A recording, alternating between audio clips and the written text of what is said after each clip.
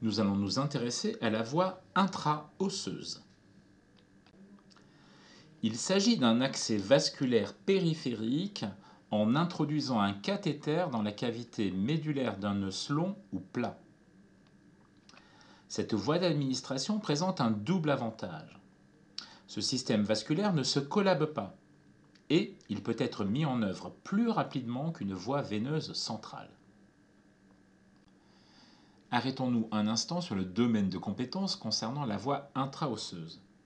L'article R4311-7 du Code de santé publique ne mentionne aucunement les cathéters intra-osseux, tout comme d'ailleurs les autres articles du Code relatifs aux compétences infirmières.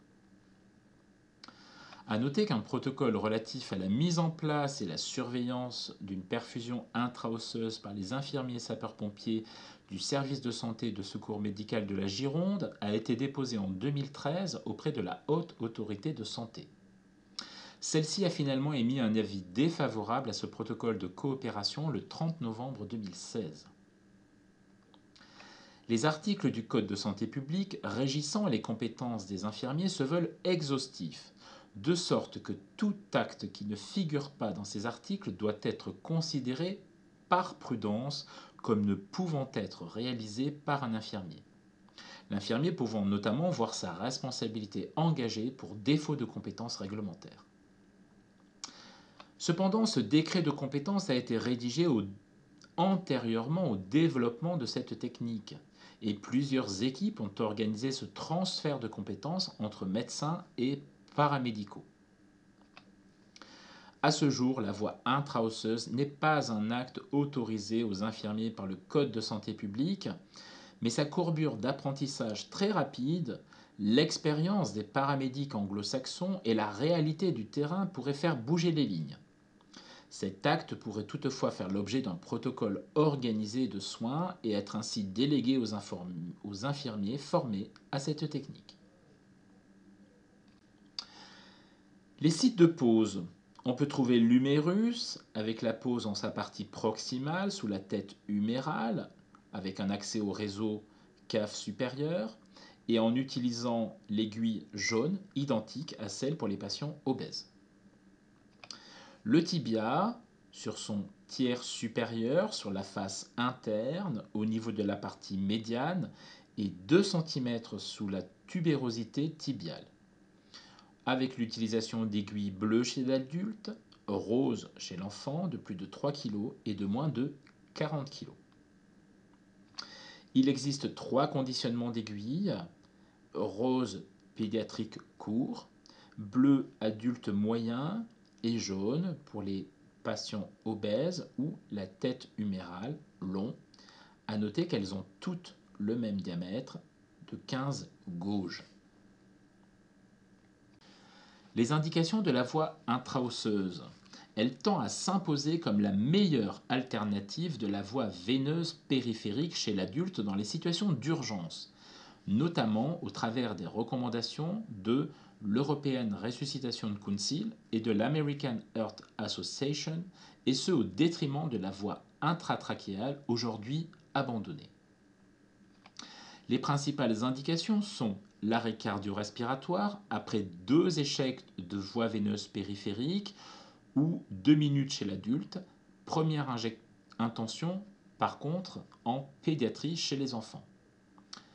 Auprès des polytraumatisés ou des incarcérés, sur les états de choc ou l'instabilité hémodynamique, et enfin sur l'impossibilité d'obtenir une voie veineuse périphérique dans une situation d'urgence. Il existe des contre-indications, les principales sont les infections, inflammations, brûlures au point d'insertion, le traumatisme local, la prothèse ou le matériel d'ostéosynthèse sur l'os vissé, et enfin les maladies osseuses congénitales. Il existe des risques souvent liés à une mauvaise technique, fracture de l'os perforé, transfixion de l'os, atteinte du cartilage de croissance, extravasation autour du point d'insertion, infiltration sous périostée ou sous-cutanée, lésions épiphysaires, syndrome des loges, ischémie musculaire provoquée par une augmentation anormale de pression au sein d'une loge, Infections comme les périostites, cellulites, abcès sous-cutanés, ostéomyélite. Et enfin, l'embolie graisseuse, mais pas avant 6 ans. L'obstruction de l'aiguille par la moelle ou fragment d'os ou tissu. Et enfin, la douleur si le patient est conscient et sans anesthésique locale.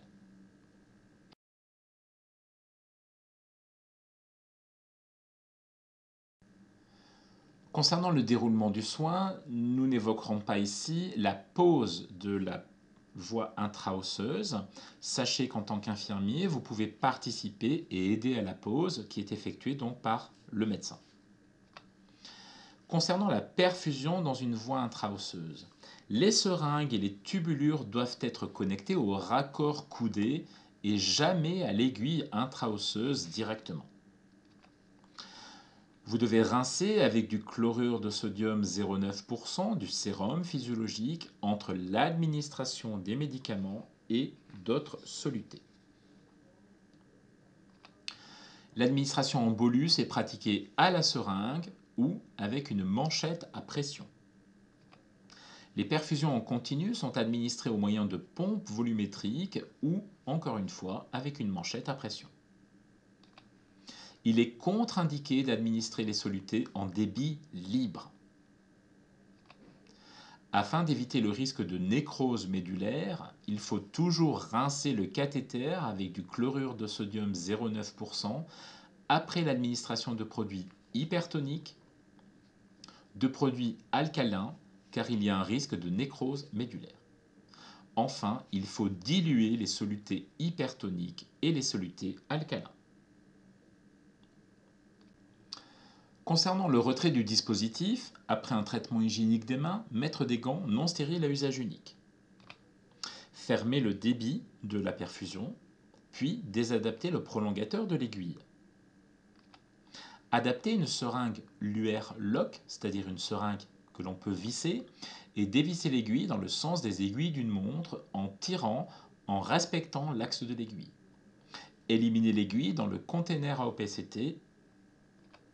Désinfectez le site, puis vous posez un pansement simple. En termes de prévention et de précaution, l'abord intraosseux doit être remplacé par un abord vasculaire dès que l'état du patient le permet, mais au plus tard dans les 24 heures après la pose de la voie intraosseuse. Utilisez les mêmes tubes et les acheminer de la même manière que pour les prélèvements sanguins conventionnels. Les valeurs de référence pour la lecture des résultats sont les mêmes que pour le sang veineux. Précisez prélèvement intraosseux dans la rubrique commentaire du formulaire de requête d'examen si disponible.